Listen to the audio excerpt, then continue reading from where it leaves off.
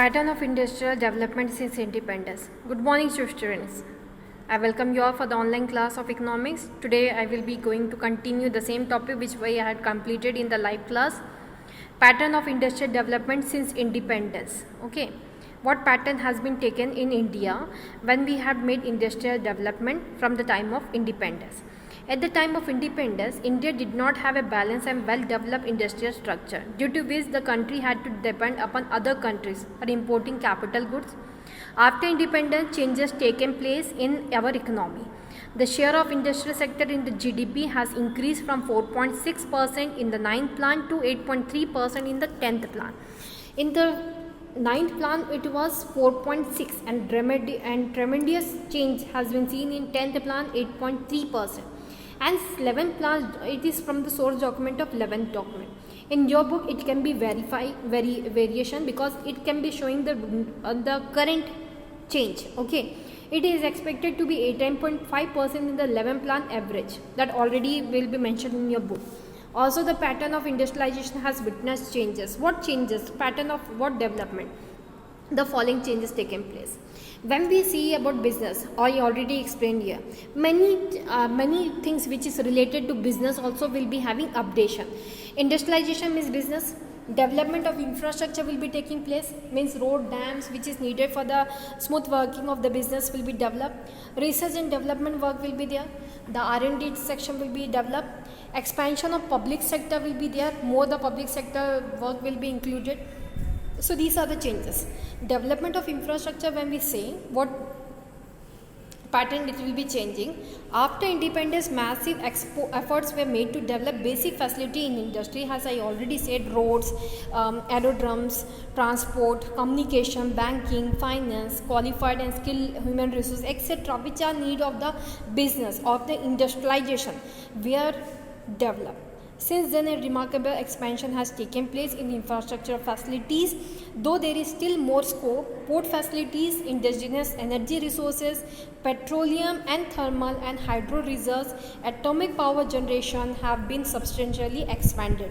Many engineering and management institutions have also been established with both government and private industry initiatives.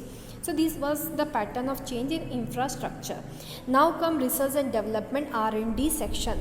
When we talk about research and development, definitely when we need more modern industrialization, more technology to be developed, definitely research and development section of our country has to be established and overcome.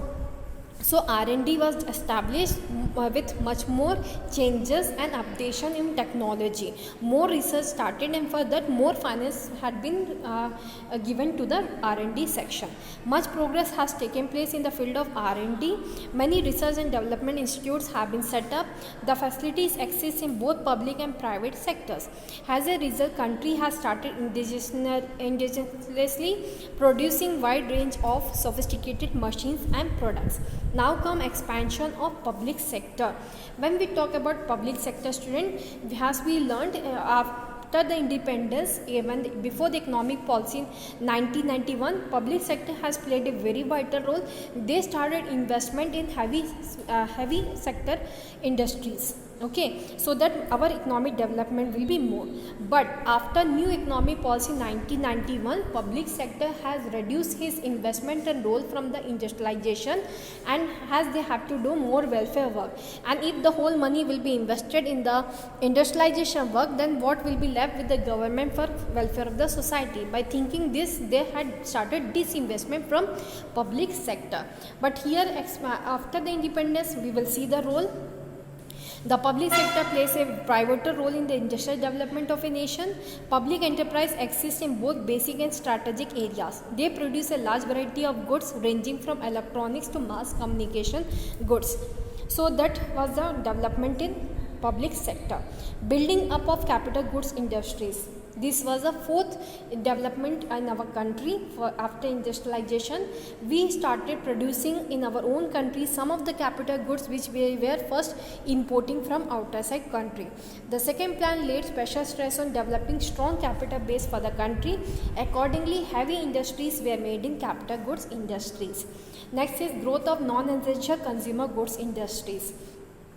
Those Non-essential consumer goods industry, once we have learnt earlier also, British never show these type of expenses which was made by our country. There has been a remarkable growth in non-essential consumer goods industry which look after the needs of rich section of the society. Luxurious goods industries, okay, this include motor cars, air conditioner, refrigerator, fine textile, computers, etc. This industry is also slowly started in our country. As our country people, those who are rich category, they were importing the goods from outer side country. When the producer find that these goods can be produced in our own country and can fulfill the demand of the rich section also, can make them satisfied, so has to get more and more profit from the business, they started doing the business of growth of non-essential consumer goods industries also. Diversification of private sector. In 1991, great emphasis was laid on the role of private sector in the industrialization process. Accordingly, the government followed the policy of liberalization, privatization and globalization. Liberalization, free of end of license system; privatization, free from public sector. More and more industries were run by the private sector. And globalization, it means all around the world the trade was started. So that was export and import freely was started. So this was started after the industrialization, after the independence. Problems of industrial development in India. Problems of industrial development in India are as follows. The very first problem is sectoral imbalances. Definitely student, as we learnt in the beginning that the government tried to set up the industries in those areas only also which was considered as remote areas, but still the country was underdeveloped in many of the remote and underdeveloped area. A well-planned economic and industrial development requires that all sectors should be developed in a coordinated manner, proper manner. That see here, like our country is having 3 income level people. If we are having 2 income level development, doesn't mean our country developed. We require the development of each level of the people, then only our country can get developed. Same way, our country's places, though it is backward area or developed area, but every area's equal development is needed. If not equal, then also every area's development, somewhat development is needed. So that way we can make development. But what happens, private sector, to make profit, they never want to start the business in the remote or village area, and that shows as the private sector was there more in number, they not want to start in the remote areas. That makes again the imbalance in the development of remote and village area. A well-planned economic and industrial development requires that all sectors should be developed in a coordinated manner. In India, however, this not happen. Agriculture and infrastructure have failed to provide the requisite support to the industrial sector. Even within the industrial sector, the input-output relation between various industries require that there should be coordination between all the industry, but such coordination has not taken place. Regional imbalance. Same point again will be there. Sectoral imbalance. 2 sectors are there: agriculture, infrastructure. Many sectors are there: agriculture, industrial, infrastructure. Many sectors are there. So here the 2 sectors not supported the industry, because of that industry not developed. Regional imbalance. Again the state-wise differences will be there. Industrial development in India has remained restricted to a few states, namely Andhra Pradesh, Bihar, Gujarat, Karnataka, Madhya Pradesh, Maharashtra, Tamil Nadu, Uttar Pradesh and West Bengal. These were the 9 states, few states which got developed. They account for more than 75% of all factories and more than 60% of the total value added. The entrepreneurs prefer to go where the infrastructure is strong. It means the area which is developed, they want to start the business in that area. Why to make the industry to be set up in remote area where the development is still needed, and they themselves have to make development of that area. So people hesitate to start business and industry in this area. That is the second problem of industrial development in India. Third, industrial sickness. When we talk about industrial sickness, student, it has been an obstacle in the process of industrial development. The sick industry syndrome is on a very large scale in India. Okay, it means the sick units which need development, financial help or modernized machineries help, these are more in number in our country. As our country is having financial crisis problem, because of that industrial sickness is more residing in our country. It become a very big problem for industrial problem. It has raised the problem of unemployment, industrial sickness, assume alarming proportions.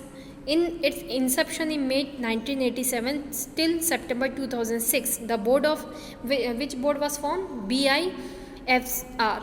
This you have learnt in the economic BST also. Board of Industrial and Financial Reconstruction was framed to make the SIG units to come again to the position, or those SIG units which were not to be stand up, which cannot be standable, they had been totally stopped.